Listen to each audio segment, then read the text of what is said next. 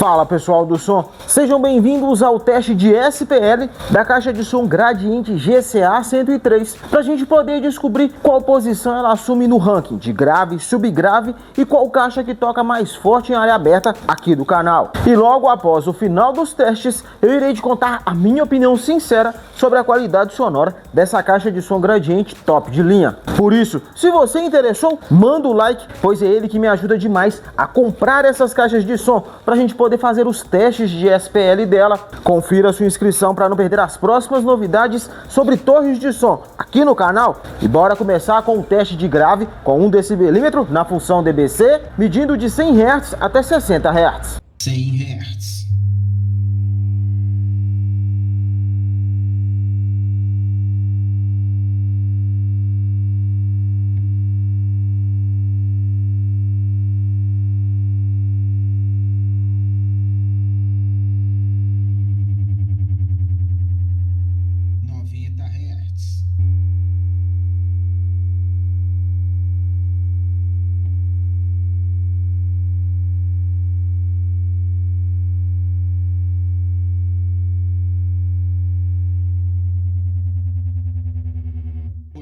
Hertz.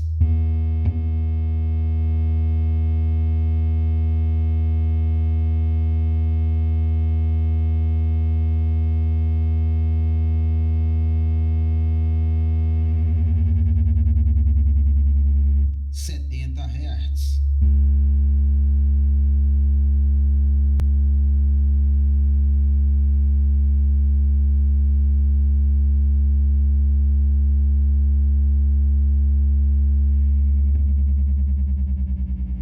60 Hz.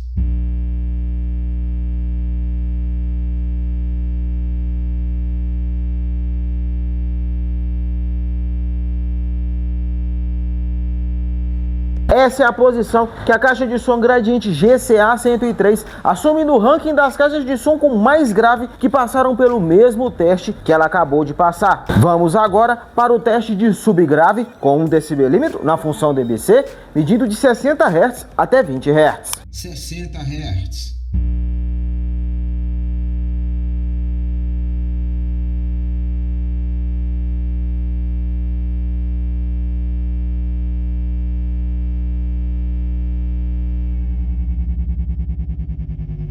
50 Hz.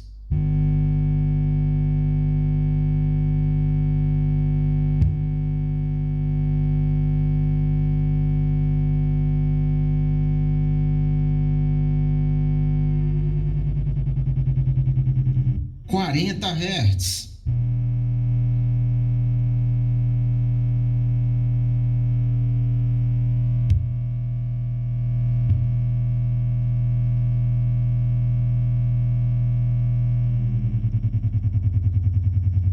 30 Hz.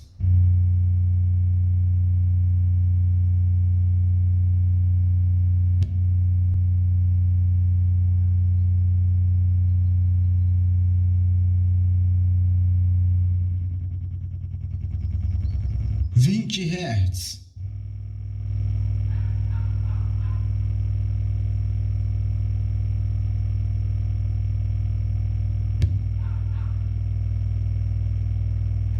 'E no teste de subgrave, essa é a posição que a caixa de som Gradiente GCA 103 assume no ranking do canal das caixas de som com mais subgrave. Vamos agora para o teste em área aberta com 2 decibelímetros, um na função DBA e outro na função DBC, que no caso eu acabei esquecendo de falar. Tanto o teste grave, o teste de subgrave e esse agora que a gente vai fazer com ela em área aberta, ela vai estar no último volume com reforço nos graves ativado, a equalização será a rock e o agudo e grave no máximo. Dito isso, bora começar com o teste.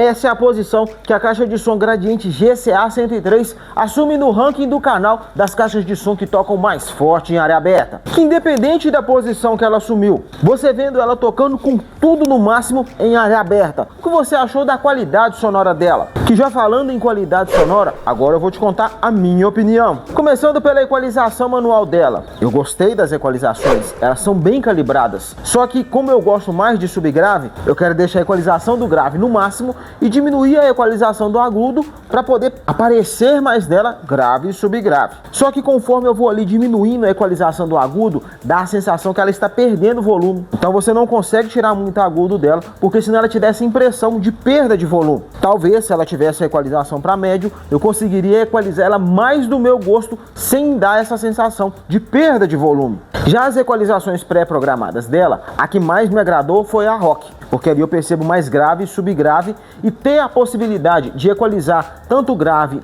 e o agudo nas equalizações pré-programadas é um ponto positivo. As próprias equalizações pré-programadas, você consegue perceber uma diferenciação de uma para outra, outras nem tanto, mas no geral as equalizações pré-programadas dela me agradaram bastante. A equalização de reforço nos graves é bem nítido quando você ativa ela, então também me agradou. Só que nem tudo é flores. Com as músicas que eu tenho o costume de testar todas as caixas de som que passo aqui no canal, se ela tiver na equalização rock, no último volume, com agudo no máximo e grave no máximo, ela vai distorcer. Mas indo lá e deixando a equalização de grave ali uns 75%, mais ou menos uns 50% na equalização de agudo, você não vai estar extraindo o potencial total do volume dela, mas também ela não vai estar distorcendo nem forçando. No geral, a qualidade sonora dela me agrada bastante, tanto que eu nem ia fazer vídeo dela mais, porque ela tava com esse Twitter estragado quando eu comprei ela, e aí foi passando o tempo, eu fui fazendo vídeos de outras caixas de som